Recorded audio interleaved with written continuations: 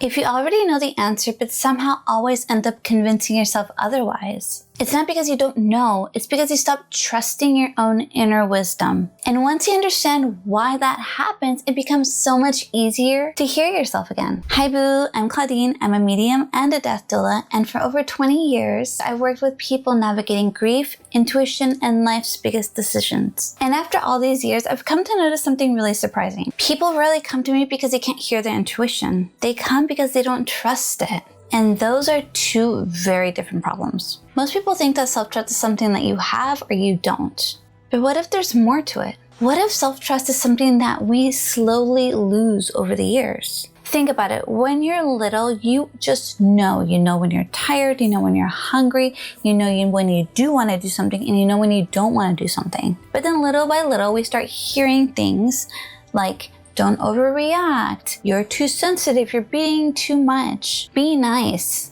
Think about everyone else. Say thank you. Say please. And after hearing all these messages enough times, we start to be like, maybe what I'm feeling about myself is not right now. Maybe I am wrong. I am overreacting. What if everyone else sees something that I'm not seeing, right? We're thinking all of these things. And this is what I call the self-trust gap. Okay, so here's what happens. You have a feeling, maybe it's like a quiet thought or like a sensation in your body, or maybe it's just like a deep knowing, like in your gut, a gut feeling. That's your inner wisdom speaking, by the way. And then fear shows up. What if I'm wrong? What if it's not right? What if I'm second guessing myself? What if I hurt someone's feelings? And instead of trusting that first feeling, we start looking to the outside for ourselves. Like we ask our friends, our family, what do you think? Should I do this? Give me your opinion. Like we don't want to go with our own opinion first. Maybe we chat GPT it, or go on Google or go on YouTube and it's like, what should I do? What should I do? And there's nothing wrong asking for advice. But when you ask for advice outside of yourself, like, okay, I need to understand myself more, let me ask this person. We teach ourselves that someone else's voice matters more than our own. And then eventually we won't make the decision. We'll take days, weeks, maybe even sometimes years, and then nothing changes. And we just kind of tell ourselves, well, I don't trust myself. But that was never the problem. You see, your brain, it's trying to protect you. If speaking up once led to rejection, if trusting yourself led to criticism, and if saying no made someone angry, your brain, it remembers everything. And it starts believing that doubting yourself is way safer than believing in yourself. And that's not the weakness. It's like a protection. It's trying to protect you. But the beautiful thing is, if self-trust can be learned away, it can also be learned back or remembered. So how do you begin rebuilding it? There are 3 ways to start closing that self-trust gap. Step number 1, the first thing you want to do is nothing. And I know that sounds kind of like what? But the next time you're about to text your friend or ask your partner or pull out a tarot card or an oracle card, just pause. Don't do anything yet. And just for a moment, just for a small little moment, ask yourself, what do I know already? And don't judge the answer. Don't explain it. Just see if you kind of have a feeling like what feels good for me. The goal is to start listening to yourself again. It's not to be right every time. It's just to start listening. What are you telling yourself? Then step number 2 is to get curious about the fear, not the what if I'm wrong part. Instead, ask yourself, what am I afraid will happen if I trust myself? Like you're probably afraid somebody will be disappointed, or you're scared that they're going to be upset at you for something silly, or they're going to judge you for something.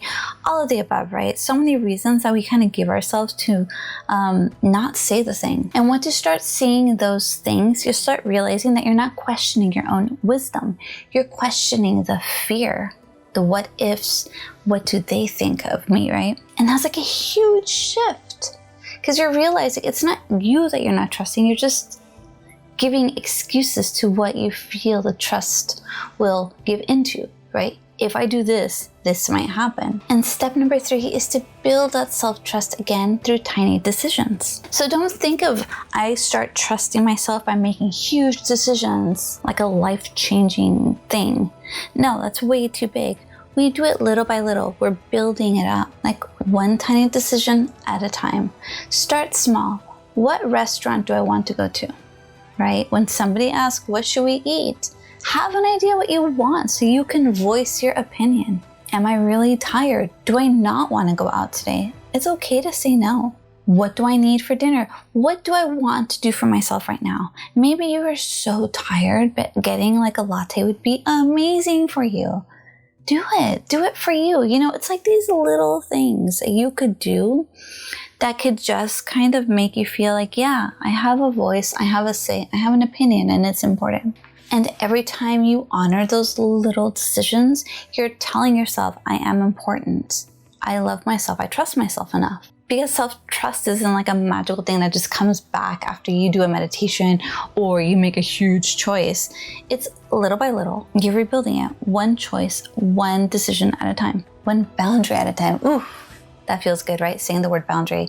When you choose your boundaries, that feels solid. And every time you choose to listen to yourself, that self-trust gap, it gets a little bit smaller. So if this is something that feels good for you and that you're working on, I built a free community in School, the Inner Compass. Inside you'll find the Inner Self-Trust Quest and a lot of other little quests I'm going to build along the way, along with deeper trainings that I have filmed over the years and taken off of YouTube to put solely into this free community where it's cataloged beautifully and you can find exactly what you need to work on.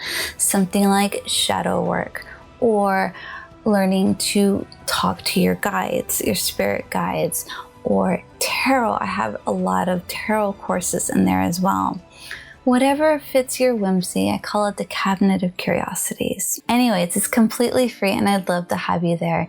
And also, please subscribe for more deep inner wisdom on how you can start to build and trust yourself again, because that is the strongest piece of your development, not just for spirit work, but just for yourself, for your heart.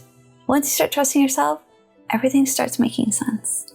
Remember, your sensitivity is not a weakness, it's a strength. Links are all down below.